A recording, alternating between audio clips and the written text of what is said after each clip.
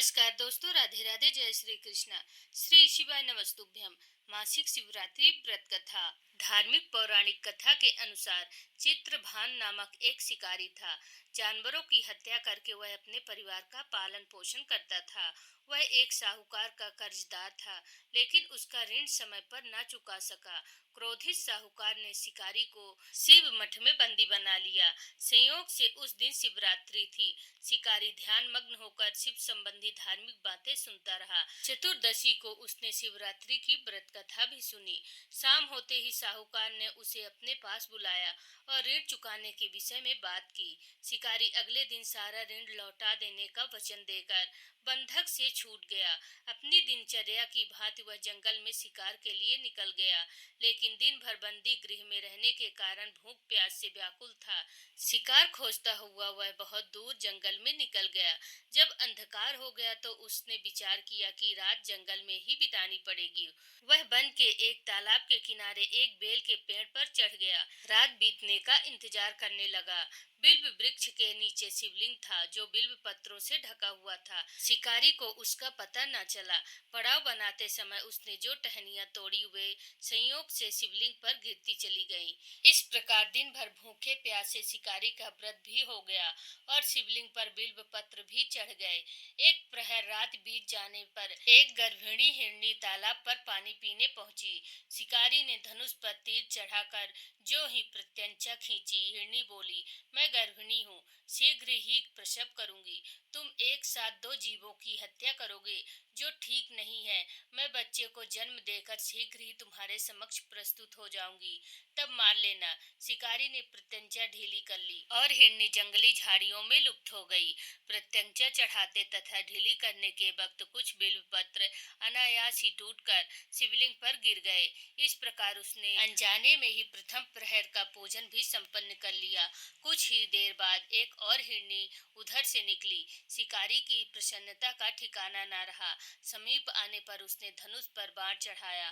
तब उसे देख हिरनी ने विनम्रता पूर्वक निवेदन किया, हे शिकारी, मैं थोड़ी देर पहले ऋतु से निवृत्त हुई हूँ, कामातुर विरहिणी हूँ, अपने प्रिय की खोज में भटक रही हूँ। मैं अपने पति से मिलकर शीघ्र ही तुम्हारे पास आ जाऊंगी। शिकारी ने उसे भी जाने दिया। 2 बार शिकार को खोकर उसका माथा ठनका।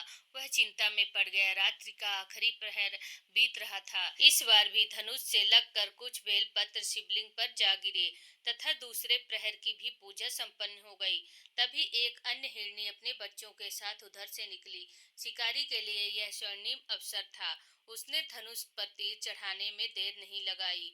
वह तीर छोड़ने ही वाला था कि हिरनी बोली, हे शिकारी, मैं इन बच्चों को उनके पिता के हवाले करके लौट आऊंगी। इस समय मुझे मत मारो। शिकारी हंसा और बोला, सामने आए शिकार को छोड़ दूं?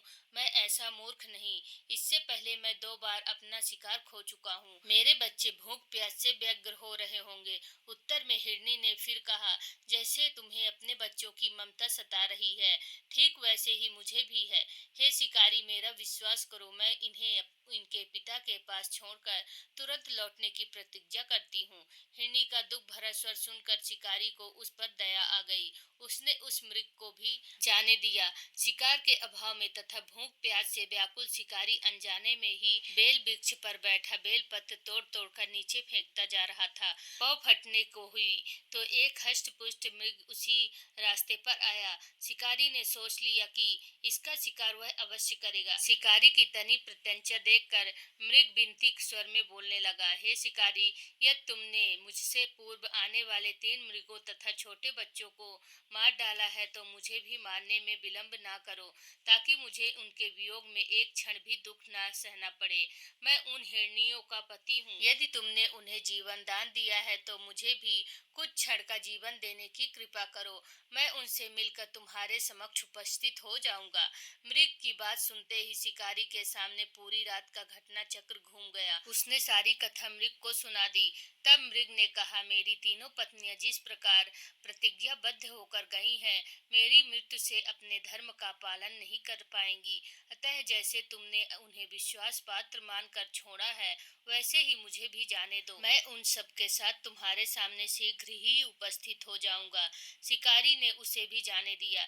इस प्रकार प्रातः हो गई। उपवास, रात जागरण तथा शिवलिंग पर बेलपत्र चढ़ने से अनजाने में ही पर शिवरात्रि की पूजा पूर्ण हो गई। पर अनजाने में की हुई पूजन का परिणाम उसे तत्काल मिला। शिकारी का हिंसक हृदय निर्मल हो गया। उसने भगवत शक्ति का वास हो गया।